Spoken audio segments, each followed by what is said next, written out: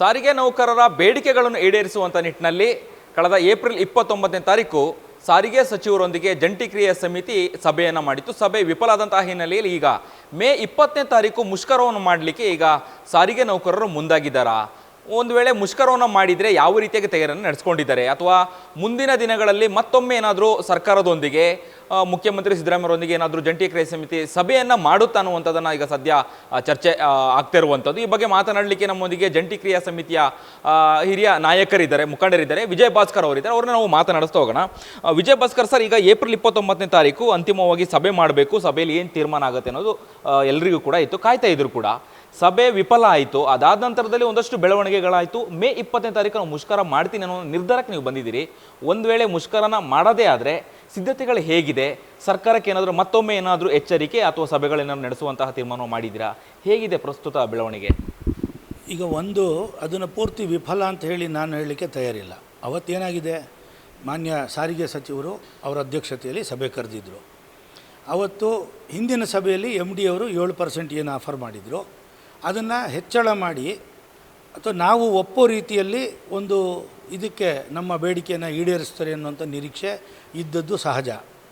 ಆದರೆ ಸಾರಿಗೆ ಸಚಿವರು ಏನು ಮಾಡಿದ್ರು, ಅದ್ರ ಬಗ್ಗೆ ಭಾಳ ಒಳ್ಳೆಯ ವಾತಾವರಣದಲ್ಲಿ ಮಾತುಕತೆ ನಡೀತು. ನಾವು ಹೇಳಿದ್ದನ್ನೆಲ್ಲ ಅವರು ಕೇಳಿಸ್ಕೊಂಡ್ರು.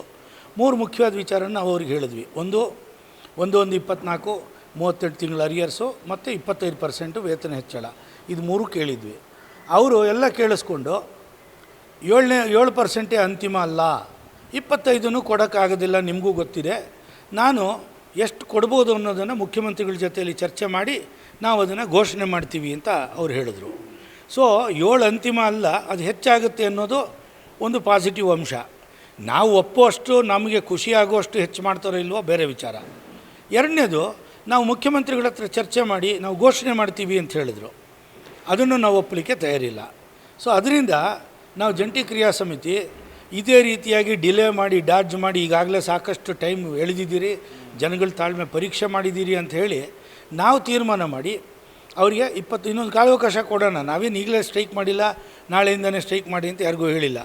20ನೇ ತಾರೀಕು ಸ್ಟ್ರೈಕ್ ಅಂತೇಳಿ ನಾವು ಬರೆದಿದ್ದೀವಿ. ಅವತ್ತು ಸಾಯಂಕಾಲನೇ ಮುಖ್ಯಮಂತ್ರಿಗಳಿಗೂ ಮತ್ತು MDಗಳಿಗೂ ಮಾಧ್ಯಮಗಳಿಗೂ ನಾವು ಆ ಸ್ಟ್ರೈಕ್ ನೋಟಿಸನ್ನು ಬಿಡುಗಡೆ ಮಾಡಿದ್ದೀವಿ. ಸೊ ಈಗ ನಮ್ಮ ಸಿದ್ಧತೆಗಳು, ನಾವು ಸ್ಟ್ರೈಕನ್ನು ಭಾಳ ಗಂಭೀರವಾಗಿ ತಗೊಂಡಿದ್ದೀವಿ. ಈಗ ಆಲ್ರೆಡಿ ನಾವು ಇವತ್ತು ಮಧ್ಯಾಹ್ನ ಒಂದು ಮಾಧ್ಯಮ ಗೋಷ್ಠಿಯನ್ನು ನಾವು ನಡೆಸಿದ್ದೀವಿ.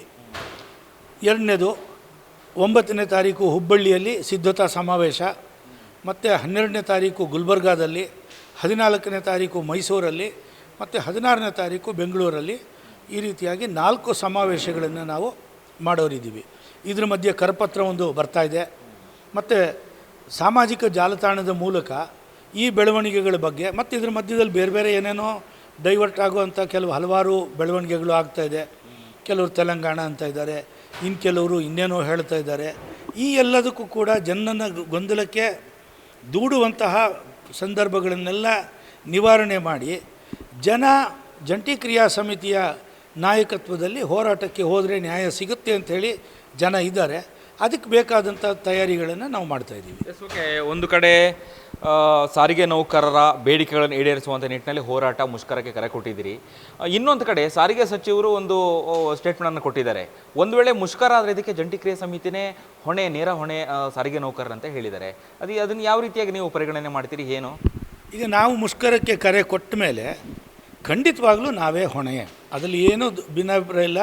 ಸಾರಿಗೆ ಸಚಿವರು ಕರೆಕ್ಟಾಗಿದ್ದಾರೆ. ಆದರೆ ಮೂಲಭೂತವಾದ ಪ್ರಶ್ನೆ ಏನು, ನಮ್ಮನ್ನು ಈ ಪರಿಸ್ಥಿತಿಗೆ ದೂಡಿದವ್ರು ಯಾರು?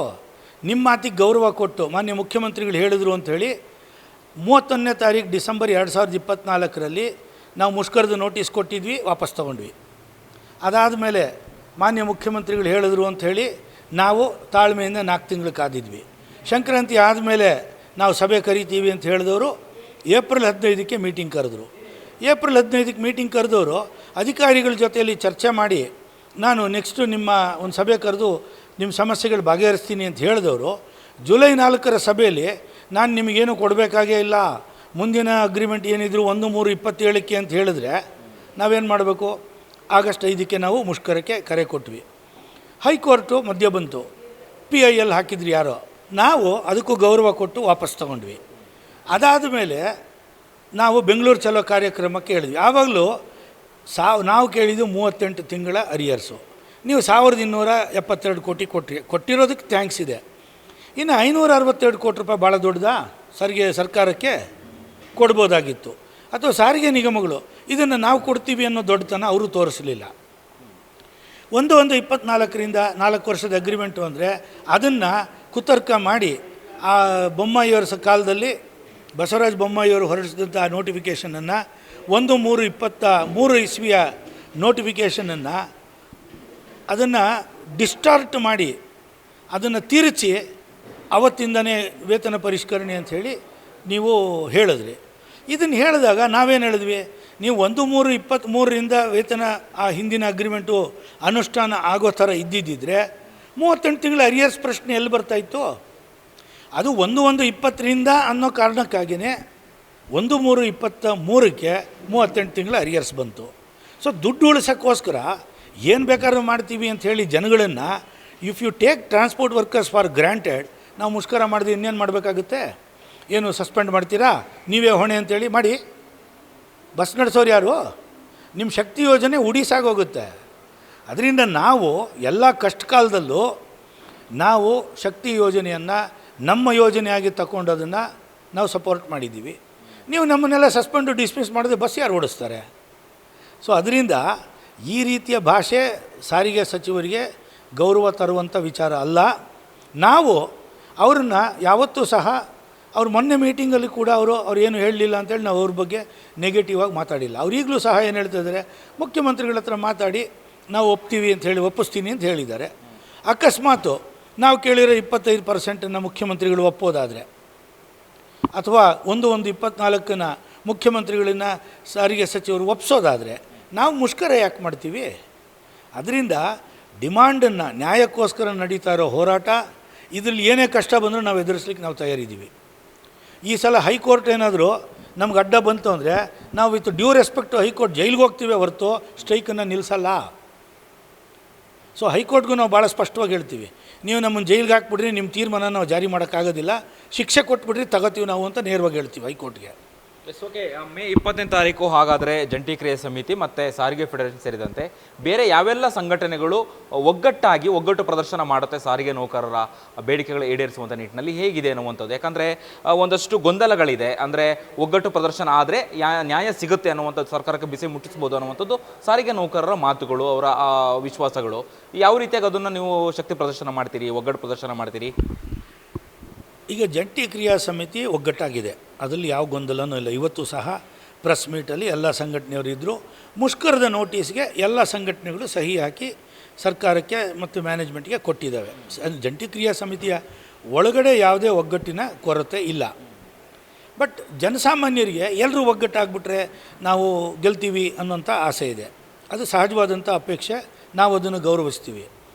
ಆದರೆ ಇನ್ನೊಂದು ಫಾರ್ಮೇಷನ್ ಇದೆ, ಒಕ್ಕೂಟ ಅಂತೇನೋ ಮಾಡ್ಕೊಂಡಿದ್ದಾರೆ. ಅದರೊಳಗಡೆಗೆ ಅವರ ಬೇಡಿಕೆನೇ ಬೇರೆ. ಬೇಡಿಕೆಯ ವಿಷಯದಲ್ಲಿ ಒಮ್ಮತ ಬರದೆ ಹೋರಾಟದಲ್ಲಿ ಒಮ್ಮತ ಹೇಗೆ ಬರುತ್ತೆ ಅನ್ನೋದು ನನ್ನ ತಿಳುವಳಿಕೆ ಅನುಭವದಲ್ಲಿ ಸಾಧ್ಯ ಇಲ್ಲ. ನಮ್ಮ ಬೇಡಿಕೆ ಭಾಳ ಸ್ಪಷ್ಟವಾಗಿದೆ. ನಮಗೆ 1/1/24ರಿಂದ 4 ವರ್ಷದ ವೇತನ ಹೆಚ್ಚಳ ಆಗಬೇಕು, 25% ಆಗಬೇಕು, ಮತ್ತು 38 ತಿಂಗಳ ಅರಿಯರ್ಸ್ ಕೊಡಬೇಕು. ಇದೆಲ್ಲ ನಮ್ಮ ಡಿಮಾಂಡು. ಇನ್ಕ್ರಿಮೆಂಟ್ ಕೊಡಬೇಕು, ಫಾರಮ್ 4ನ ನಮ್ಮ ಜೊತೆ ಚರ್ಚೆ ಮಾಡಿ ಬಗೆಹರಿಸಬೇಕು, ಬಾಟ ಕೊಡಬೇಕು, ಅಲೋಯನ್ಸ್ ಕೊಡಬೇಕು, ಇದು ನಮ್ಮ ಡಿಮಾಂಡು. ಬಟ್ ಇನ್ನೊಂದು ಸಂಘಟನೆಯವ್ರು ಏನು ಹೇಳಿದ್ದಾರೆ, 29ನೇ ತಾರೀಕಲ್ಲಿ ಅವರು ನಮ್ಮ ನಂತರ ಅವ್ರ ಸಭೆ ಇತ್ತು. ನಮ್ಮದು 3 ಗಂಟೆ ನಮ್ಮ ಸಭೆ ಮುಗೀತು, 3 ಗಂಟೆ ನಂತರ ಅವ್ರ ಸಭೆ ಶುರುವಾಯಿತು. ಅದರಲ್ಲಿ ಅವ್ರೇನು ಕೇಳಿದ್ದಾರೆ, ನೀವು ಎಷ್ಟಾದರೂ ಕೊಡ್ರಿ, ಇಷ್ಟು ಕೊಡ್ರಿ ಅಂತ ಕೇಳಲ್ಲ ನಾವು, ಎಷ್ಟಾದರೂ ಕೊಡ್ರಿ, ಇಂಟರಿಮ್ ರಿಲೀಫು ತಾತ್ಕಾಲಿಕ ಪರಿಹಾರ ಆಗಿ ಕೊಡಿ, ಚುನಾವಣೆ ಮಾಡಿಬಿಡ್ರಿ, ಚುನಾವಣೆಯಲ್ಲಿ ಯಾರು ಗೆದ್ದು ಬರ್ತಾರೋ ಅವರು ಮಾತುಕತೆ ಮುಂದುವರಿಸಲಿ. ಅವರಿಗೆ ಈ 7%ನ್ನೇ ಇಂಟರಿಮ್ ರಿಲೀಫ್ ಅಂತ ಕೊಟ್ಟುಬಿಟ್ರೆ ಅವ್ರಿಗೆ ಭಾಳ ಖುಷಿ. ಅವ್ರಿಗೆ ಯಾಕೆ, ಜನಗಳ ಹತ್ರ ಎಲೆಕ್ಷನ್ ಬಂದುಬಿಡುತ್ತೆ, ನಾವು ಬಂದರೆ ಸಮಾನ ವೇತನ ಮಾಡಿಸ್ಬಿಡ್ತೀವಿ, ನಿಮ್ಮನ್ನೆಲ್ಲ ಗೌರ್ಮೆಂಟ್ ಎಂಪ್ಲಾಯಿ ಮಾಡಿಬಿಡ್ತೀವಿ, ತೆಲಂಗಾಣದಲ್ಲಿ ಆಗೋಗಿದೆ ಅಂತ ಹೇಳಿದ್ರೆ ಜನ ಓಟ್ ಹಾಕ್ಬಿಡ್ತಾರೆ. ಅದಕ್ಕೆ ಅವರಿಗೆ ಈ ಸಂದರ್ಭನ ತಮ್ಮ ಅಧಿಕಾರ ಲಾಲಸೆಗೆ ಬಳಸ್ಕೋತಾ ಇದ್ದಾರೆ ಹೊರತು ಸಾರಿಗೆ ನೌಕರರ ಬೇಡಿಕೆನ ಅವ್ರಿಗೆ ನ್ಯಾಯ ಕೊಡಿಸ್ಬೇಕು ಅನ್ನೋದು ಅವ್ರ ಕಾಳಜಿ ಇಲ್ಲ. ಅದರಿಂದ ಅವ್ರ ಜೊತೆಲಿ ನಾವು ಹೆಂಗೆ ಹೋಗೋಕ್ಕಾಗುತ್ತೆ? 29ನೇ ತಾರೀಕು ಸಭೆಯಲ್ಲೇ ನಾವು ಒಂದು ವಾಯ್ಸ್ನಲ್ಲಿ ಮಾತಾಡೋಕ್ಕಾಗಲಿಲ್ಲ. ಅವ್ರು ನಮ್ಮ ಜೊತೆ ಒಟ್ಟಿಗೆ ಬರ್ದೇ ಬೇಡ, ನಾವೇ ಬೇಡ ಅಂತೀವಿ ಅವ್ರನ್ನ, ಯಾಕೆಂದ್ರೆ ಬಂದಲ್ಲಿ ಗದ್ದಲ ಮಾಡ್ತಾರೆ. ಒಂದು ತರ್ಕಬದ್ಧವಾಗಿ ಮಾತಾಡೋಕ್ಕೂ ಬರೋಲ್ಲ, ತಲೆ ಬಾಲ ಇಲ್ಲದೆ ಮಾತಾಡ್ತಾರೆ. ಅವ್ರೇನು ಈಗ ಇಷ್ಟೇ ದುಡ್ಡನ್ನು ಕೊಟ್ಬಿಡಿ, ಇಂಟ್ರೀಮ್ ರಿಲೀಫಾಗಿ ಕೊಟ್ಬಿಡಿ ಅಂತ ಕೇಳಿದ್ರೆ ನಾವು ಹೆಂಗೆ ಅವ್ರ ಜೊತೆ ಹೋಗೋದು, ಅಥವಾ ಅವ್ರನ್ನ ನಮ್ಮ ಜೊತೆ ಹೆಂಗೆ ಸೇರಿಸ್ಕೊಳ್ಳೋಕ್ಕಾಗುತ್ತೆ? ಅದರಿಂದ ನಾನು ಸಾರಿಗೆ ನೌಕರರಲ್ಲಿ ವಿನಂತಿ ಮಾಡಿಕೊಳ್ಳೋದು, ಸಂಘಟನೆಗಳ ಮಧ್ಯೆ ಭಿನ್ನಾಭಿಪ್ರಾಯಗಳು ಸಂಘಟನೆಗಳಿಗೆ ಬಿಟ್ಟುಬಿಡಿ. ಈಗ ಜಂಟಿ ಕ್ರಿಯಾ ಸಮಿತಿಯ ಹೋರಾಟವನ್ನು ತಾವು ಬೆಂಬಲಿಸಿ, ಇದು ನಮ್ಮ ಕೋರಿಕೆ. ಯಾಕೆ, ಒಂದು ವೇಳೆ ಈ ಹೋರಾಟ ವಿಫಲವಾದರೆ, ಬೇರೆಯವರು ನಮ್ಮ ಜೊತೆ ಸೇರಲಿಲ್ಲ ಅನ್ನೋ ಕಾರಣಕ್ಕಾಗಿ ಸಾರಿಗೆ ನೌಕರರು ಈ ಹೋರಾಟದಲ್ಲಿ ಭಾಗವಹಿಸದೇ ಇದ್ದರೆ, ಮೊದಲನೇ ಅಪಾಯ 1/1/24ರಿಂದ 4 ವರ್ಷ ಅನ್ನೋದು ಹೋಗುತ್ತೆ. 1/4/25ರಿಂದ ಸರ್ಕಾರ ಏನು ಘೋಷಣೆ ಮಾಡಿದೆ ಅವತ್ತಿಂದ 4 ವರ್ಷ, ನೆಕ್ಸ್ಟ್ ಅಗ್ರಿಮೆಂಟು 1/1/24/29. ಸೊ ಇಷ್ಟು ವರ್ಷ ಹೋರಾಟಗಳ ಮೂಲಕ 4 ವರ್ಷನ ನಾವು ಉಳಿಸ್ಕೊಂಡಿದ್ವಿ. ಈಗ ಅದನ್ನು ನಾವು ಕಳ್ಕೊತೀವಿ. ಇದು ಮೊದಲನೇ ನಷ್ಟ. ಎರಡನೇದು, ಹಿಂದೆ 15% ಕೊಟ್ಟರು, ಅದಕ್ಕೆ ಹಿಂದೆ 12.5% ಕೊಟ್ಟರು, ಅದಕ್ಕೆ ಹಿಂದೆ 10% ಕೊಟ್ಟರು 2012ರಲ್ಲಿ.